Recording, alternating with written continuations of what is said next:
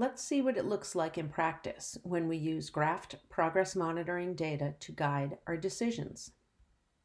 Here's an example of a graph showing 3 probes taken to establish a baseline or starting level of performance for a student who was found to be at risk and needing targeted supports. The goal for this student is indicated by the star in the upper right corner, and we have an aim line or a goal line that will help us interpret the data at progress monitoring reviews. Our vertical phase line indicates a change, in this case, the start of the Tier 2 intervention. Now keep in mind, we're aiming to get the student from where they are to the goal. At the first progress monitoring review, we have graphed data, and when we look at the trend line, there's a slight upward direction, but if everything continued just as it is, this student would not be closing the gap between their current performance and the goal. So something needs to change. This team looked at the aggregate group data of all the students in the intervention and discovered that none of the students in the intervention were making adequate progress.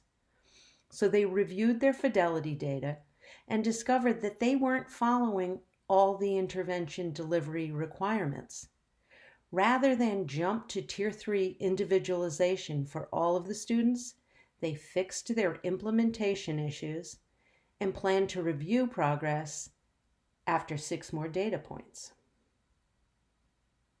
At the next progress monitoring data review, they found a trend that once again was not showing the gap closing for this student.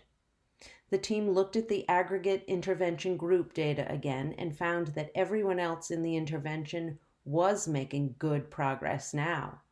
So they can rule out the strength of the intervention implementation.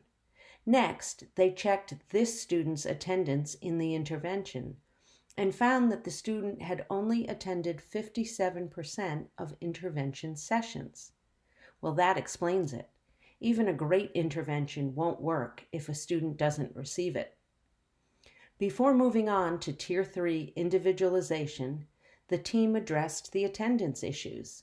It turned out to be a combination of quarantining for a COVID exposure and then being pulled for extra help in other areas upon return to school. With those issues addressed, the team was hopeful that this student could make the same type of progress as the others in the intervention. And at the next data review meeting, that's exactly what they found.